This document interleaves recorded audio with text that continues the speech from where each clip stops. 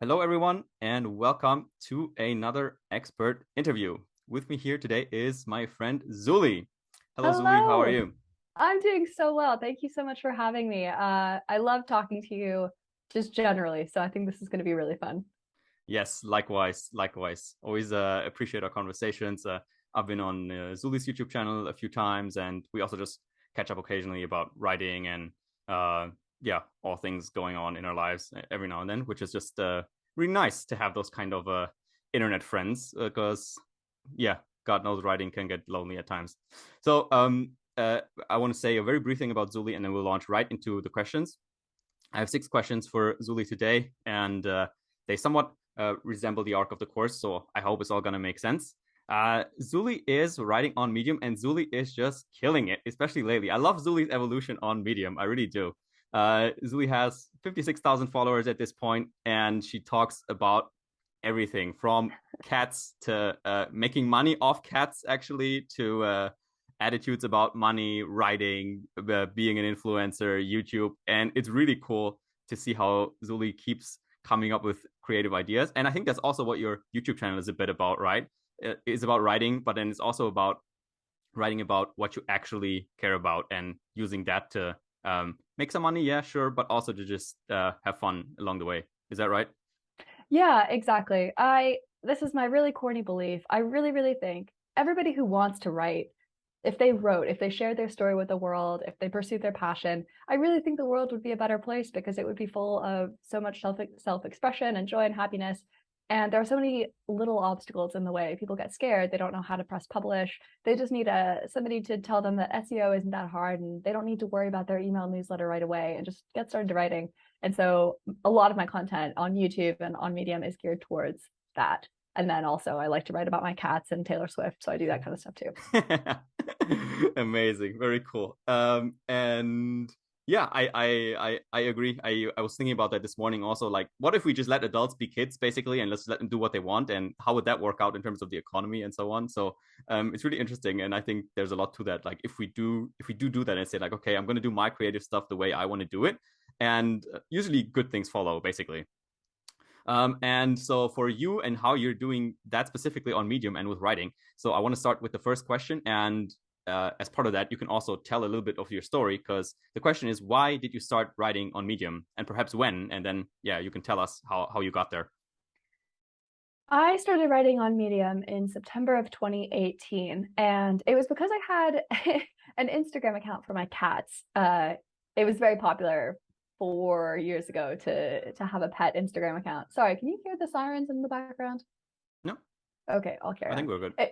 It was very popular 4 years ago to have an Instagram account for your pets. And I was growing it, and a lot of the advice was like, you should start a blog to give your followers a deeper look into the life of cats.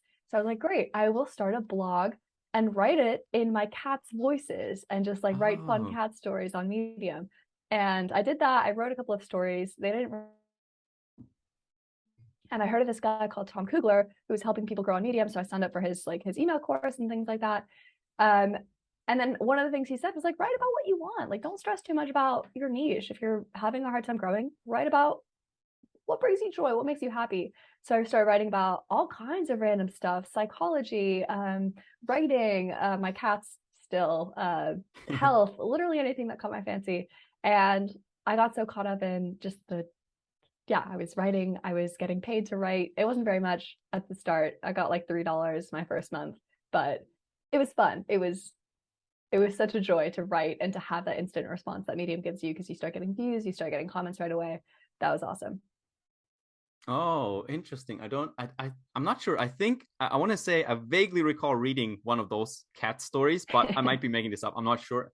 I'm not sure anymore, but it's a cool idea. I think Sean Kernan also did something with the dog, like from a dog's perspective, and Yeah. so I think it's actually a really cool way to start. And it's a bit sad to this day that those kind of stories don't do as well on Medium because the demand for just more generic stuff is just a lot higher.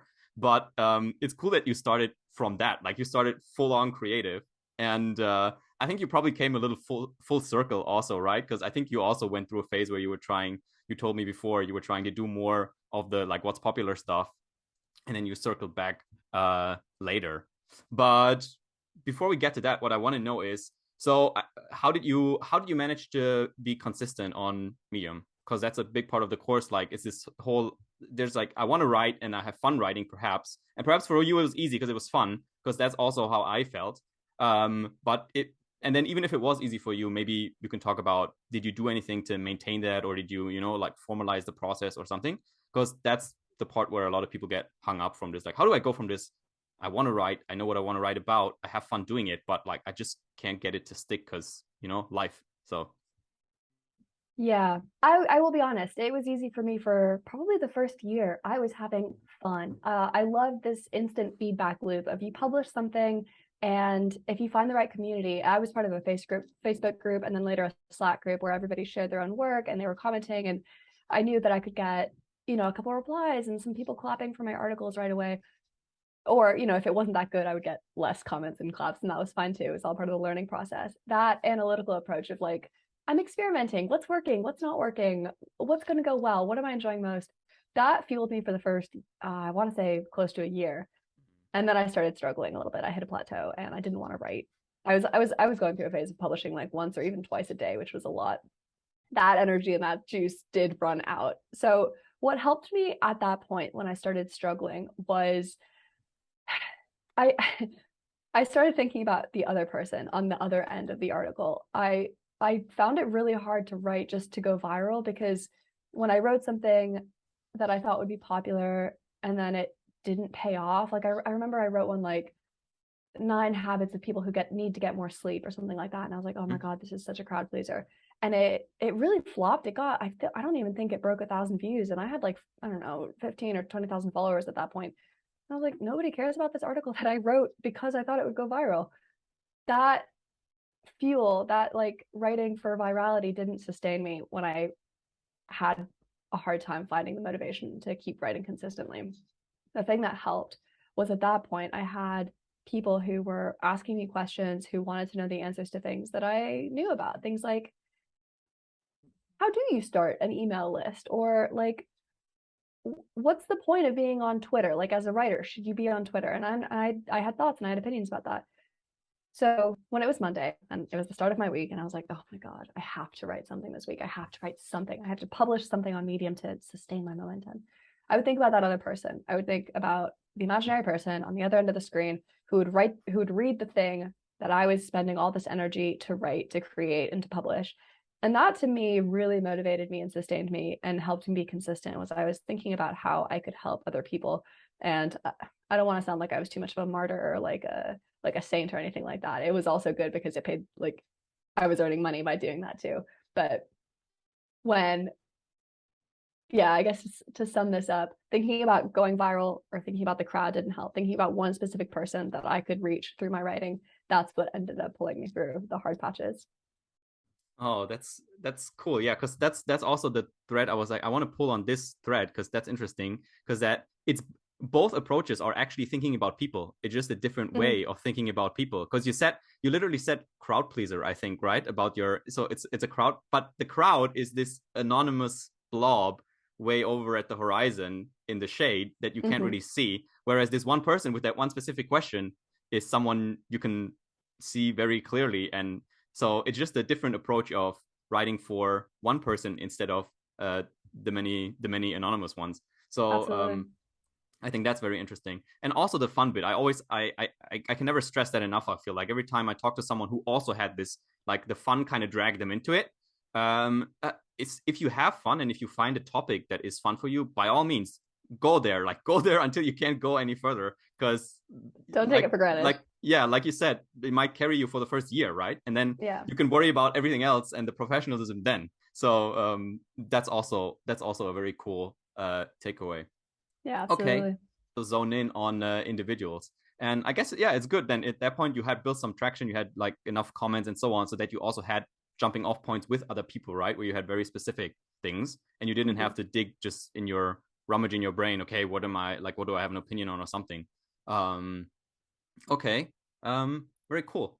And what I want to, I just want to, this is just like, I'm interested. This is just my observation in terms of your style over the years. I mean, I can't say I've read, like every story of yours or like like I read publish a lot every of stuff. I'm not or taking it too something. personally. Yeah, same. This is like I'm like people like okay, yeah, you don't have to read everything anymore. It's just way too much. I know. Um, but what I feel, at least looking at the last stories, let's say like the last year or so, your stories, I feel like the opinion pieces. First of all, you do a lot of research, so a lot of it is very based on facts, is very backed up, so you know what you're talking about. It is opinionated in the sense that like your opinion is just clear, and that's very good. I think it's good. You just present your opinion like this is my opinion, and you present it in a clear way. But also the word I keep thinking about is I'm not sure if it's the right word, but feisty. Is that a right like Zuli is feisty, as in like you don't take any bullshit basically. So it feels like that, like in the sense that your writing has matured or grown up in that sense, that like it's I want to say you started out when you started out it was more timid in the sense that Yeah. it was advicey, it was like here's how to do things, but it was more timid in how you conveyed everything, versus now you're just the cool kid leaning casually against the locker, and someone walks in and you're just like, this is how we do things around here, um and it's very cool to see that overall, that just like progression of your style. What do you think in terms of how has your style changed, or like do you perceive something like this, or some other changes? I had never thought about it like that, but I'm thinking now about like the earlier pieces I did versus what I do now. And I think you're right. A lot of it was back even like a year or two ago. I was terrified of offending people with my opinion, right? Like I hated that idea. And as I've hit my late 20s, I'm 27 now. I'm I'm just really enjoying being less afraid about pissing people off. And it's a very freeing place to be because I was trapped by this for so long. I would write these articles like oh, the one that comes to mind is one I wrote really early on in my Medium career. It was something like one healthy trick to eat less candy or something like that. And Mm-hmm. it was personal. Like I shared this anecdote of like my mom buying our Halloween candy from us when we were like my sister and I were younger, which was fun. But I was writing it in such a way that I was like trying so hard that I wouldn't offend anyone. And I did this for years. And finally, I learned this. I'm telling you, viewer watching this now, you're always going to offend someone. It's the internet. Like somebody's going to read your article. They'll either disagree with you, which is fine, or they'll misinterpret what you say, or they'll misunderstand what you say. An article is not a conversation. You're positioning yourself in a kind of flat way. You can't give all the context necessary to understand your point. You're doing the best you can as a writer. You're trying to give everybody the context that they need to understand your viewpoint. But at some point you have to stop caring about what other people think, which I guess is counter to what I just said. You have to stop caring about what your critics think, I guess I should say. You should stop imagining people who are going to be angry at you when they read your Yeah. article and start imagining the people who are going to be excited and who agree with you instead, because that's a lot more fun. The angry people are going to find your article, they'll get mad at you. At some point you have to realize that that's okay, and those people are always going to find you.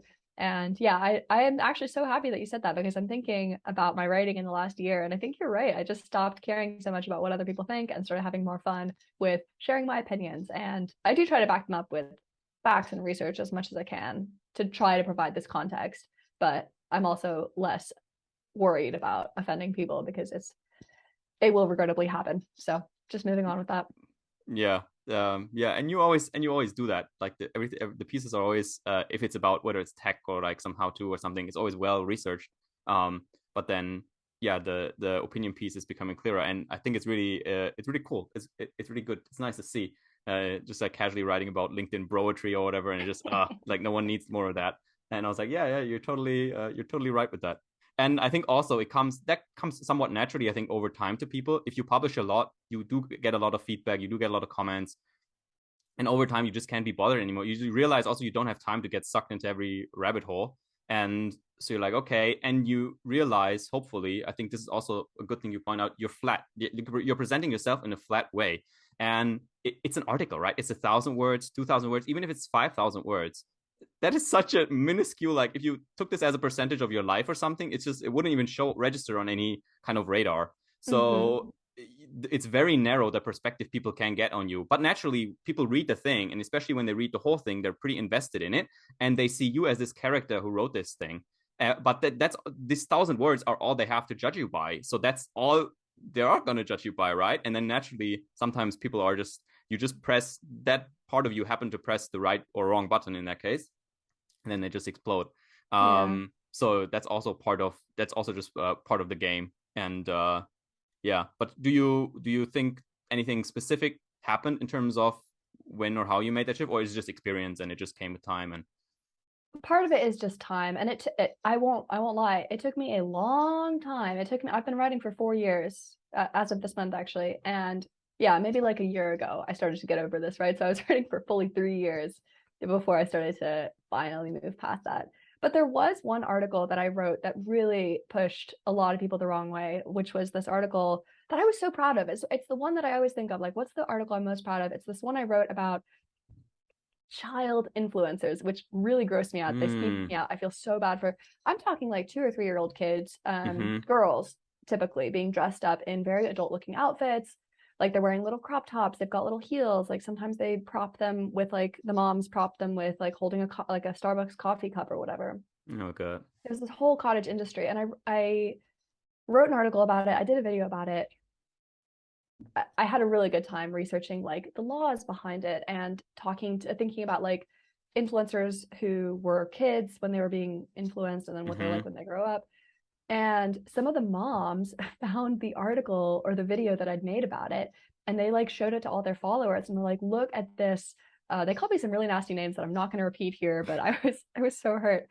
And I had a moment where I was like, am I in the wrong? Like, did I somehow misunderstand? Like, am I sexually objectifying these kids?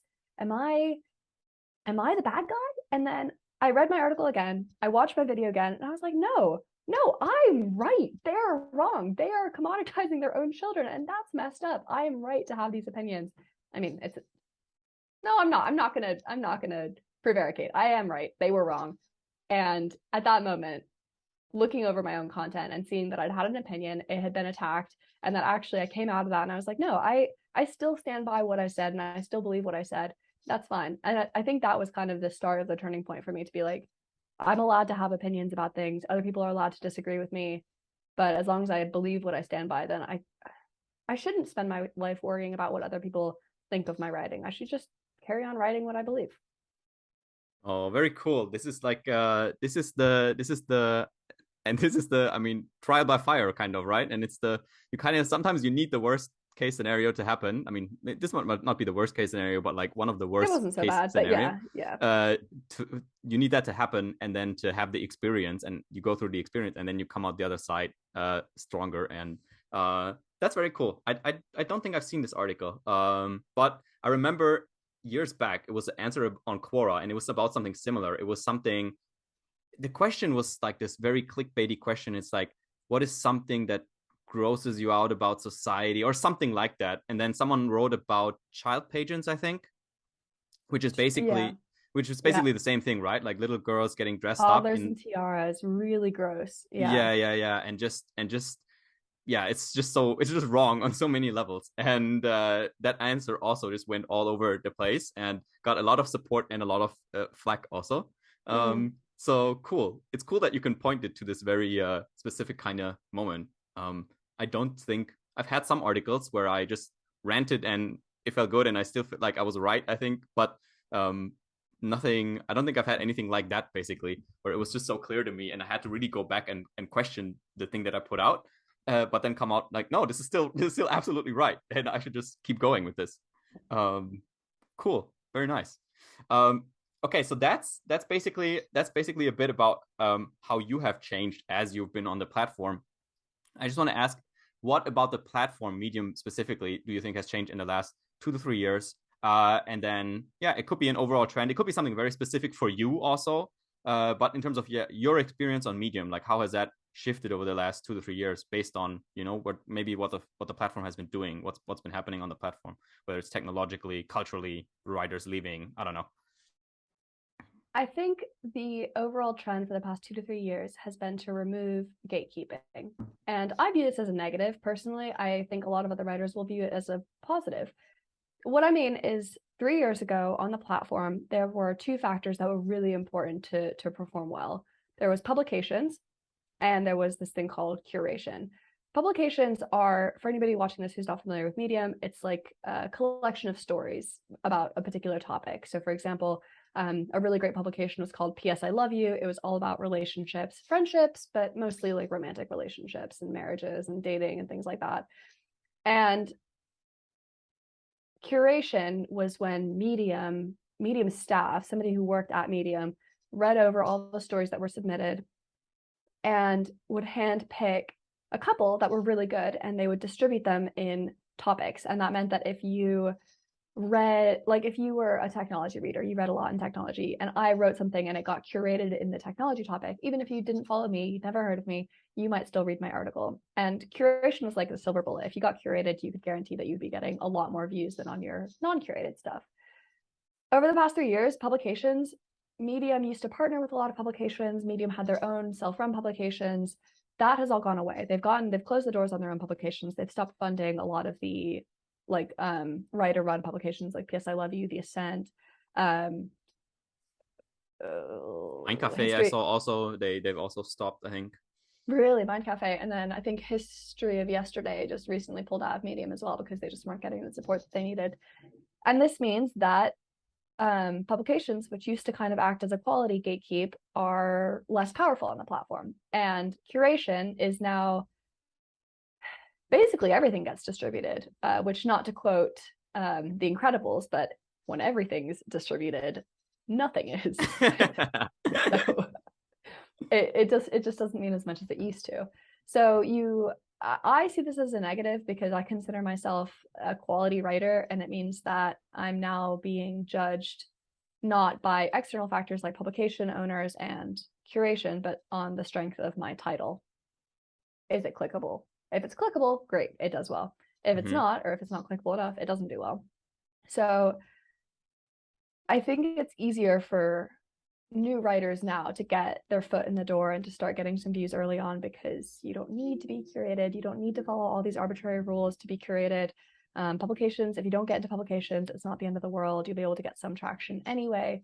But for more established writers, and I know I've been feeling this, and I think a lot of other writers, established writers, have been feeling this, we just don't get big hits anymore. We don't get things that get over 50,000 views. Like, at least I don't.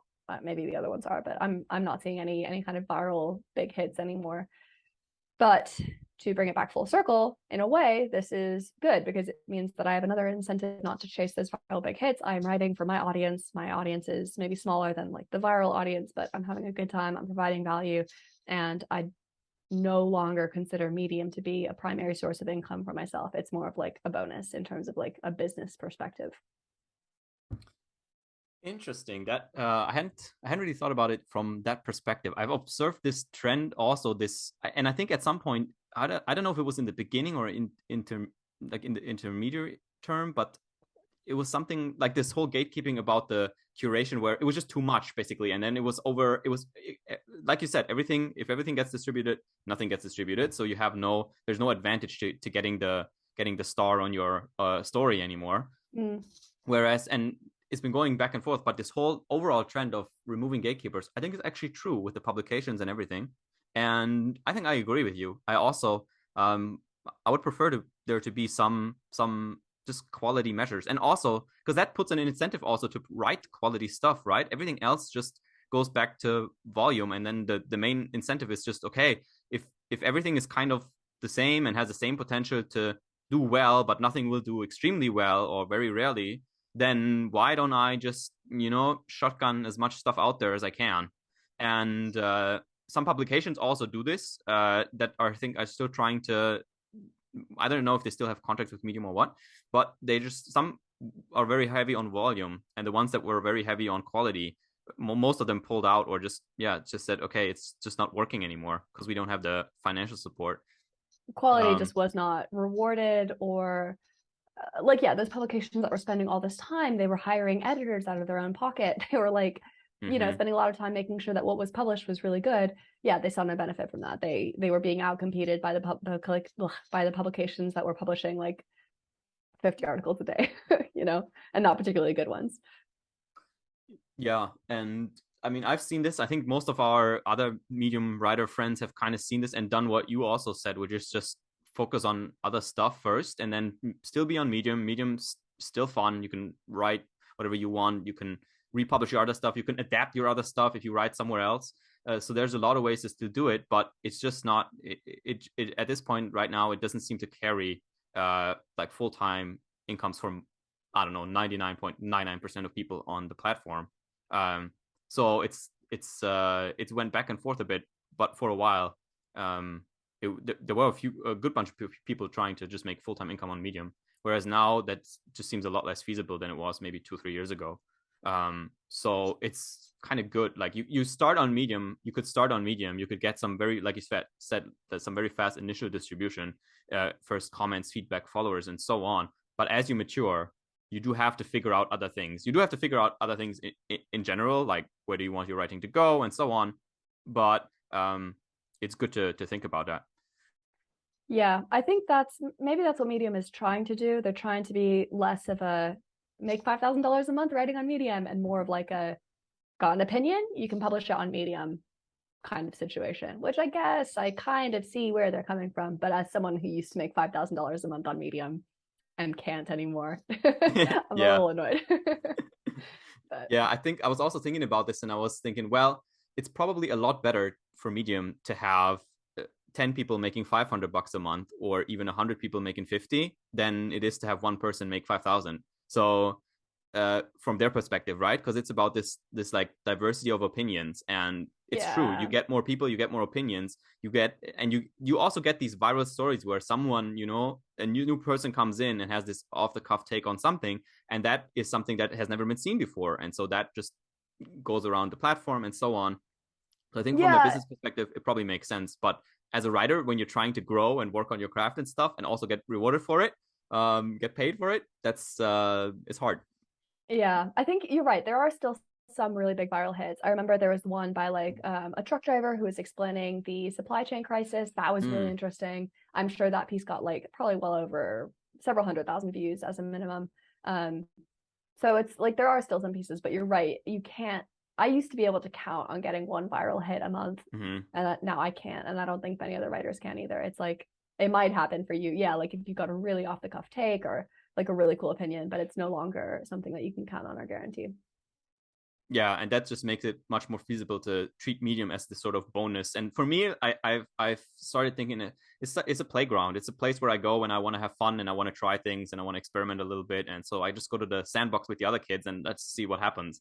And it's more casual, and it helps me also because Medium is in a more relaxed place in my mind. It's not on this throne somewhere. It's not on the Iron Throne. I'm trying to like hog it. And that's been really helpful. I think if you can treat it somewhat casually and as a secondary source of income or whatever, then you're going to have a lot less headaches, I think. Yeah, absolutely. Yeah. Cool. Based on that, I think that's a good segue, because now I want to ask you, what do you think those people should do? The very ones starting now, who are like entering this new, I guess, more level playing field from their perspective.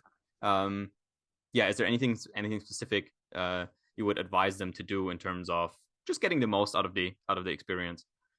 Yeah, so this is, I guess, maybe a little out of date, but about a year ago now, I started a brand new profile from scratch, didn't tell anyone about it, and was just trying to figure out like how hard is it to get curated nowadays? Like what is distribution for a beginner? What are publications? Do they still matter?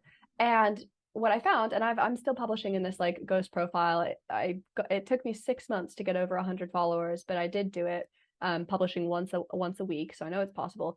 And I think my advice would be the same. It would be write in multiple topics, because I think at the start you need that fun, you need the joy of writing to sustain you, because you're almost certainly not going to get any big hits. I would rely on publications. That's when I really started to find my footing. It was when I self-published 3 articles. They all got like maybe 1 view. That might be different now that more stuff is being, or like everything is being distributed, but they didn't get very many views at this time. And then the 4th article I wrote, I published it in a publication. I got like 100 views, which as a beginner was really amazing to see. So yeah, publish in like whatever topic you feel like, whatever feels like fun to you, whatever you're like excited to write about, go for that. Find a publication that fits that niche and get into that publication, publish it to the publication, and do it at least once per week if you want to grow steadily. I think that's the minimum that you really need to be doing.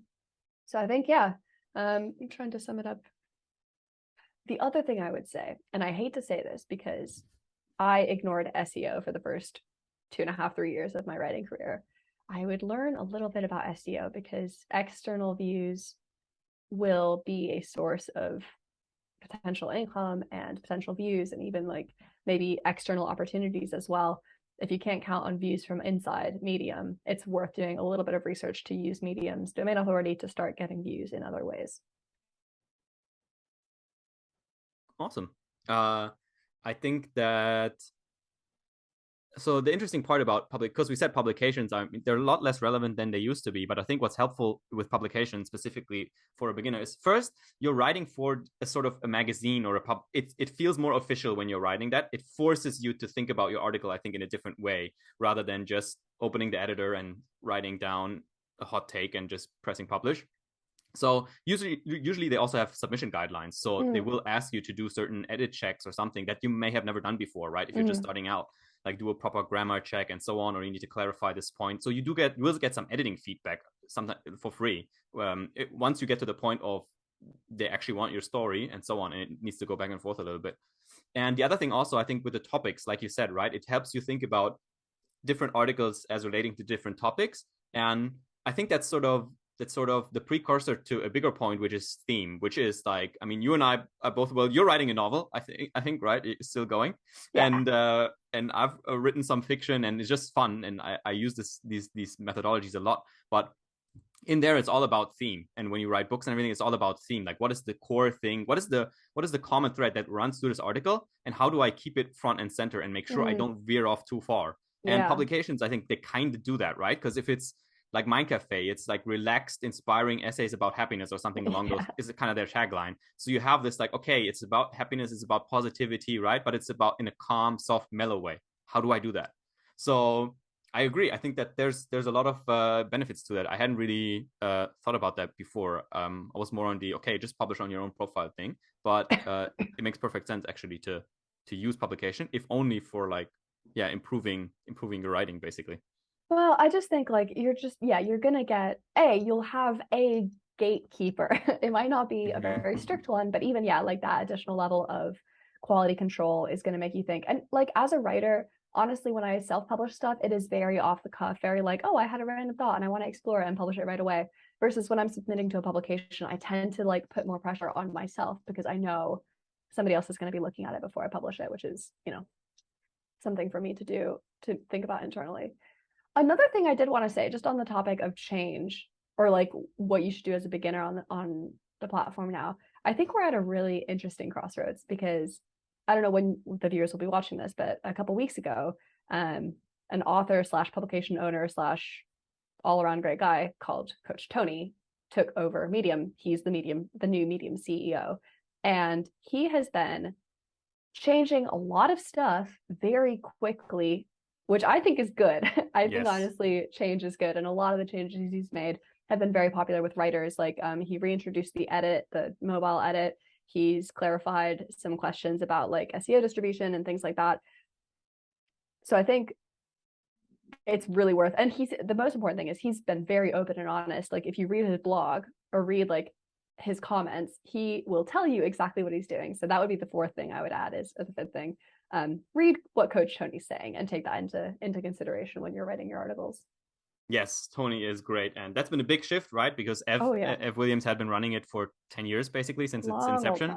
Yeah. And so Ev said it's time for a change. And I think you and I agree, Tony's the man for the job. And he's great. And he is very open. And he's listening. Like that's a big, like from the start, he said, we want to listen. We want to and then people can barrage the Medium blog with comments, and that's exactly what they want. And then they filter from those comments how do we make changes, and they try to make small changes fast and then put them out, communicate about them, and then see what the feedback is. And that's been it's been a really interesting, really cool approach to just see that in real time and how that goes. So yeah, it's going to be interesting. And I think you're right, it makes it very worth following the Medium blog, Freeman Reed or something, blog.medium.com, I think. And also just Coach Tony specifically, because he also puts out longer thought pieces and so on Medium. The guy tells you exactly what he's thinking, and if you're not paying attention at this point, it's your own fault. Yes, amen to that. Okay, this is the second to last question, I think, which is what would you recommend to someone trying to make money? So on Medium. Maybe those are the people who have been writing on Medium for a while. Maybe they have a little following, but they do want to make money.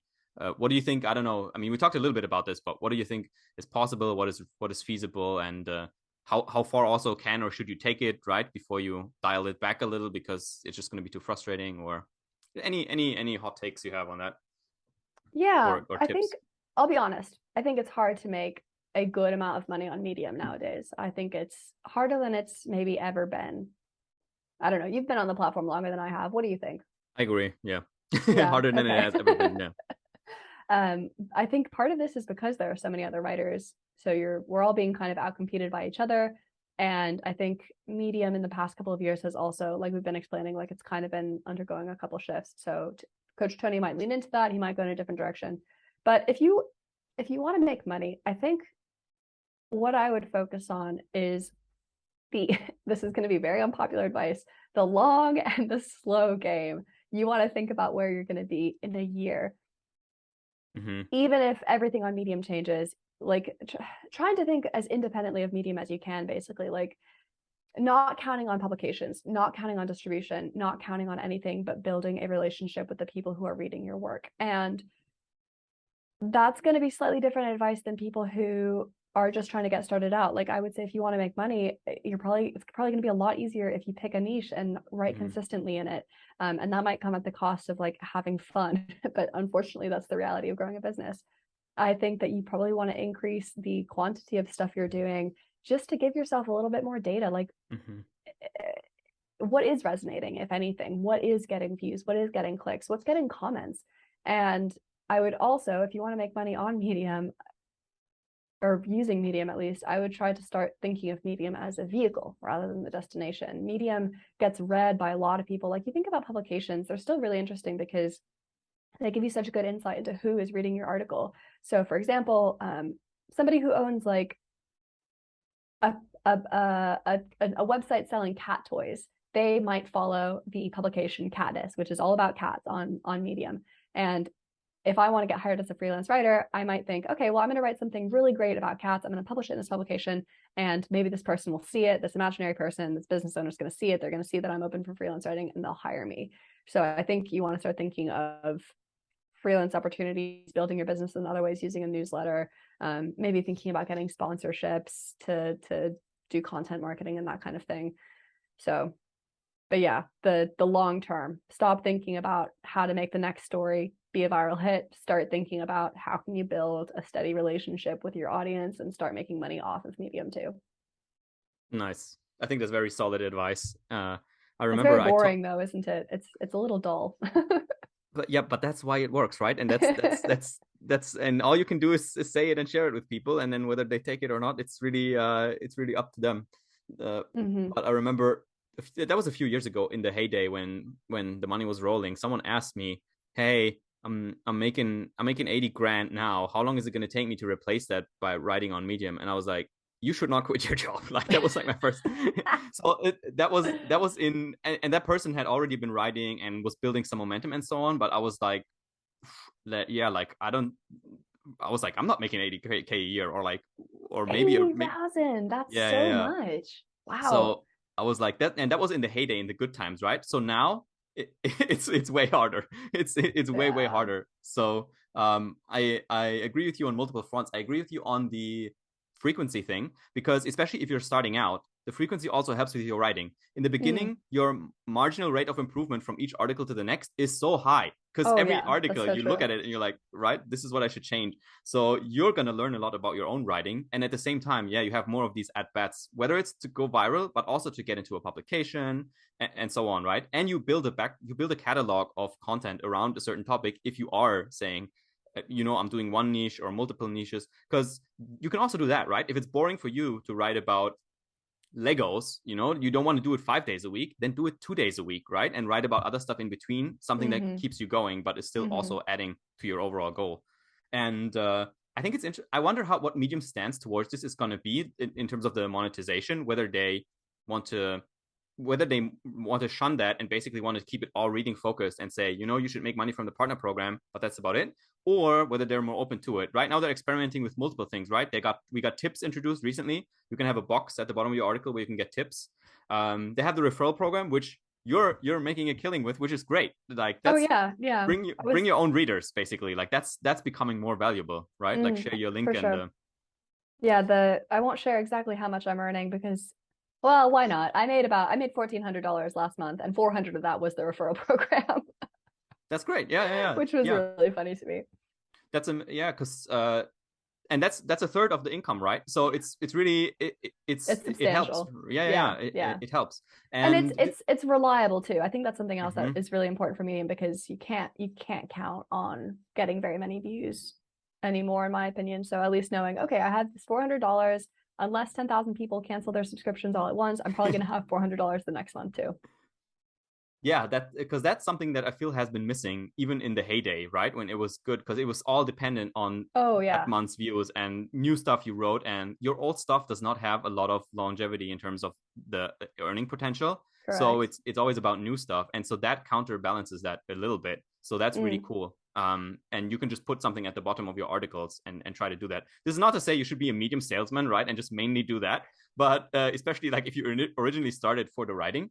But same with the sponsorships, whether it's through publications or other means, using SEO to build a publication around a certain niche topic, like you said, right? Like a cat publication or something. That could be something. So I think it's really interesting, and it will be interesting to see how Medium responds to people doing that kind of stuff in the future. But yeah, you can also run your own page on the side, right? You can run the cat empire. You can run a publication on Medium, and you can run a website with the same name, and then you do some of the SEO on Medium, or you try to get that traffic back to your blog and so on. So there's ways to do all that kind of stuff. Yeah. And yeah, it's cool. It's interesting. It's hard in the sense that, yes, you have to do more than just, write and hope for the best.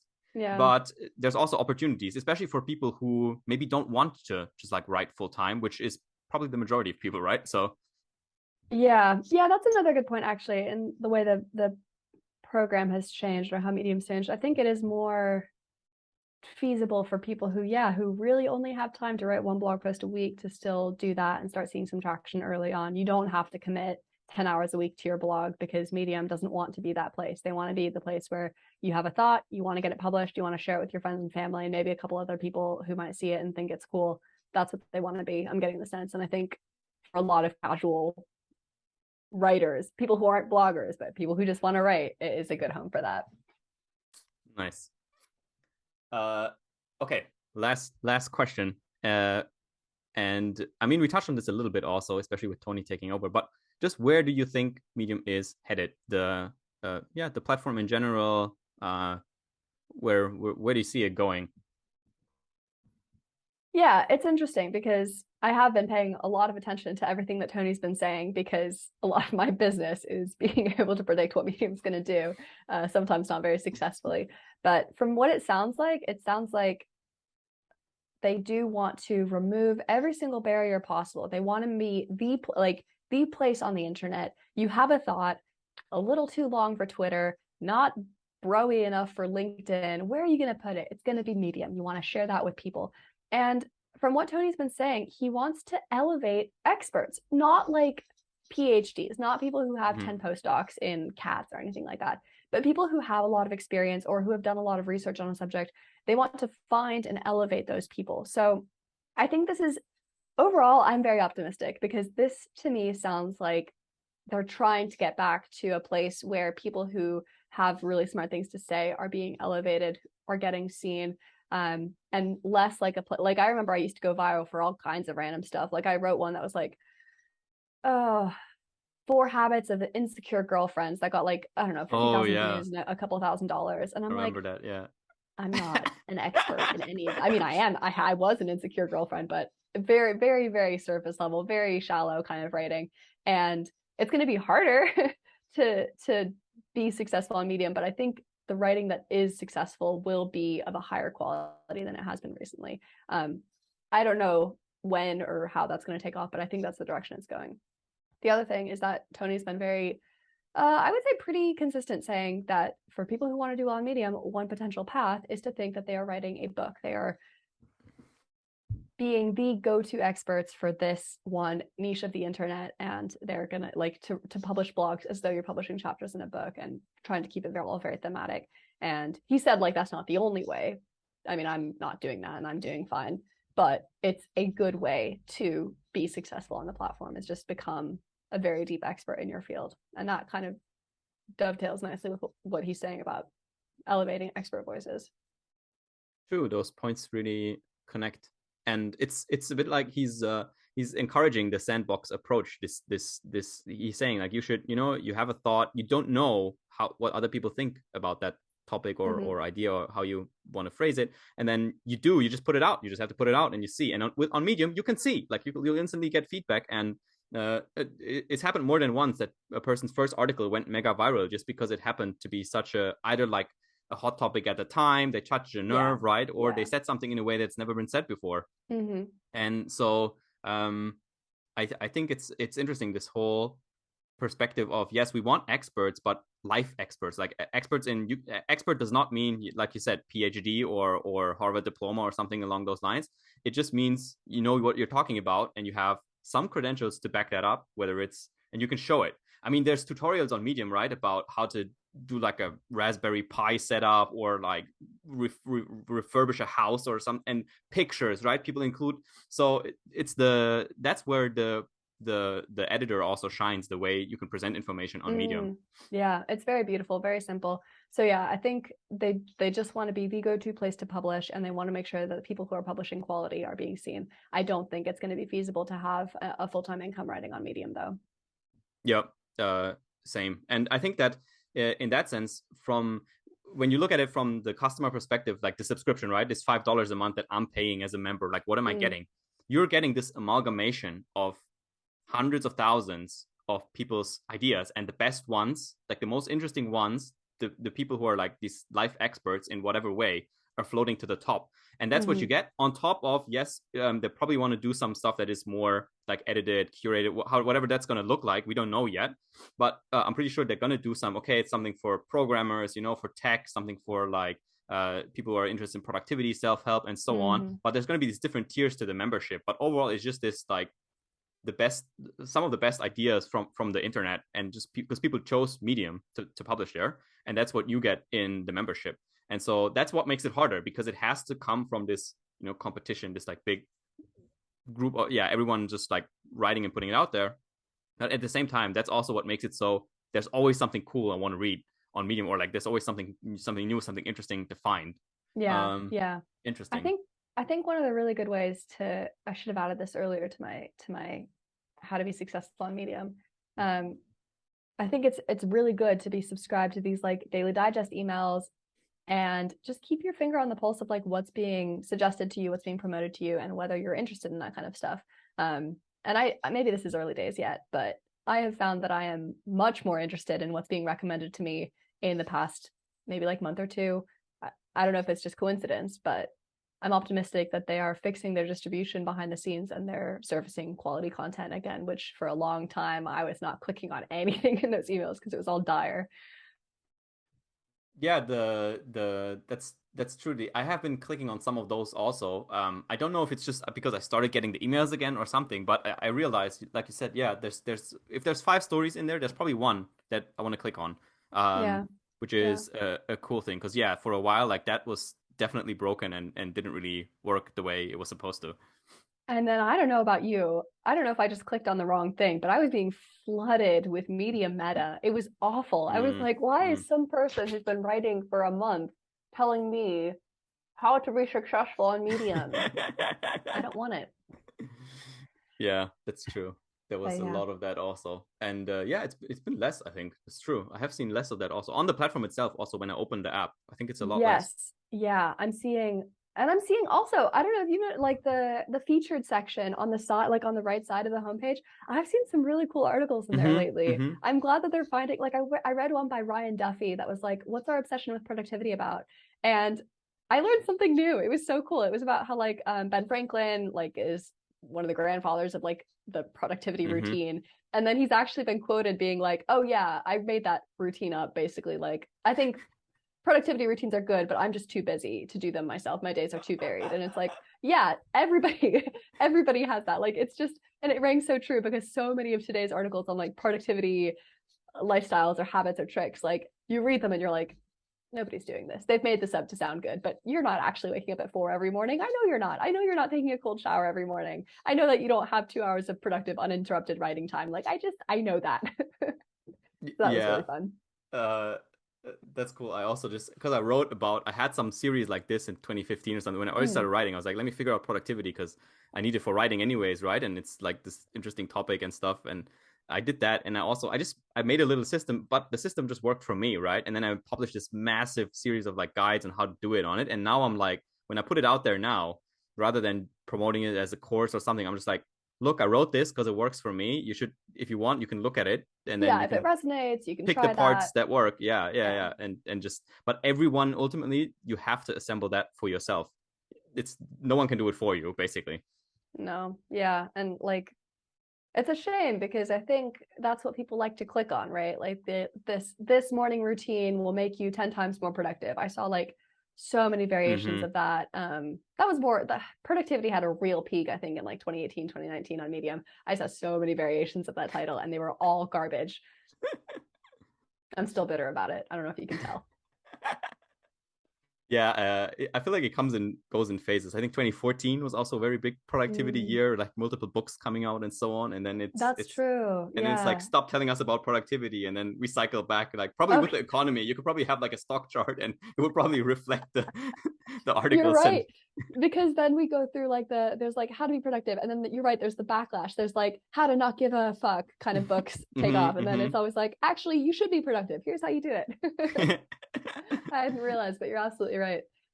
And I think that's like also what happens on Medium, right? There's always cycles, there's always trends, there's always things coming and going. But especially now, like you said, if you wanna, you have to keep your finger on the pulse of where it's headed. Because right now, no one really knows, because we just had this big CEO change. Tony's been changing a lot very fast, which is good. Things are happening. I think it's the best time probably ever to be involved in shaping Medium. In terms of, if you want to give input, if you want your voice to be heard in terms of, where should the platform go, what should they be doing, now is the best time ever to do that. Because you're going to be listened to. Exactly. Because they've just been so responsive and also receptive to feedback.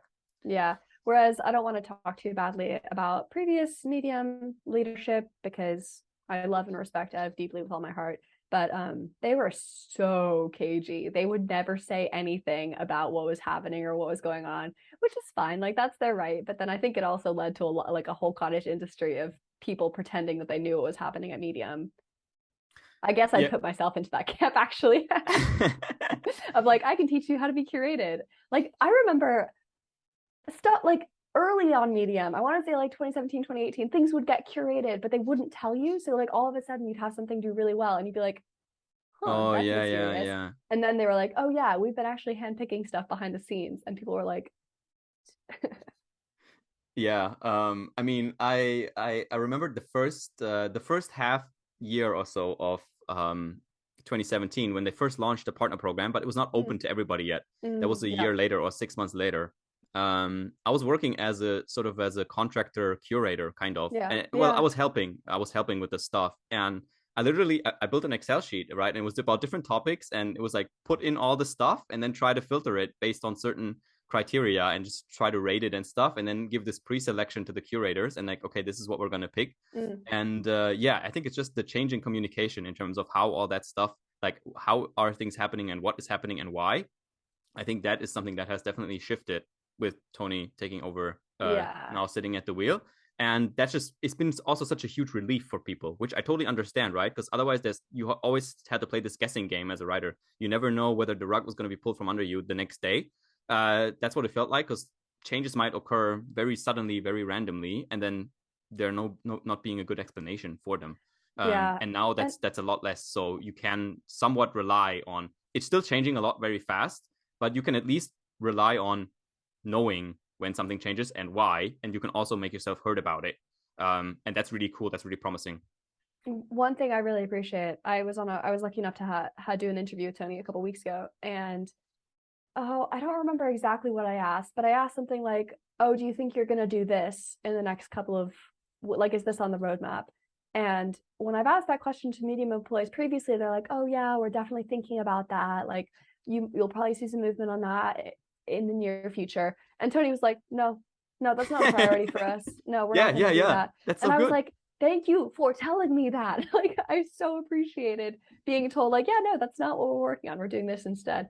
I just felt like Medium employees maybe like didn't want to paint themselves into a corner or anything like that. But I do really appreciate the straight up, yeah, we're working on this, and then a week later, boom, it's there. And no, we're not going to work on this. Okay, we won't see that. That's fine. I think this is great. I think this is a great point to start revving up, because it brings us right back, or quite far back, to the beginning, which is they were worried about offending people, right? And it was this oh, I probably shouldn't say that we're, like, I probably should say, because the answer, it's like you said, it was always yeah, like this is like we're thinking about this, we're working on it, and so on. But if you get that answer to every question, you don't have any answers, right? And Yeah. oftentimes nothing would happen. Whereas now it's more like, no, this is not our focus, this is not what we're doing. And then for you, it's like either like, okay, like suck it up, or okay, this is actually the answer I wanted, right? But Yeah. yeah, in terms of where the platform is headed versus like what you should, or what also applies to writing and just like sharing your work out there. Like you just at some point you just got to jump in and do it, and whatever the reaction is going to be is what the reaction is going to be, and you can't control it. Yeah, just stand by what you believe and hope for the best. Awesome. Do you have any final thoughts or anything else on the topic that you want to share? And then you can also, of course, talk about just where people can find you, YouTube channel, web, Medium, wherever. I think the last thing I want to say about Medium is you'll see a lot of negativity about the platform. Partially in this video, I complain a lot, I'll admit that, but also on Facebook groups and on Medium itself, people are a little bit like, I know a lot of writers feel cheated that it's not easy money on Medium anymore, if it ever really was. And I want to say on the record, Medium is still the very best place to write on the internet, and I stand by that. It is so easy. You can set up an account in a couple minutes. You don't have to pay a penny. Somebody else has done all the hosting of the blog post, the formatting of the blog.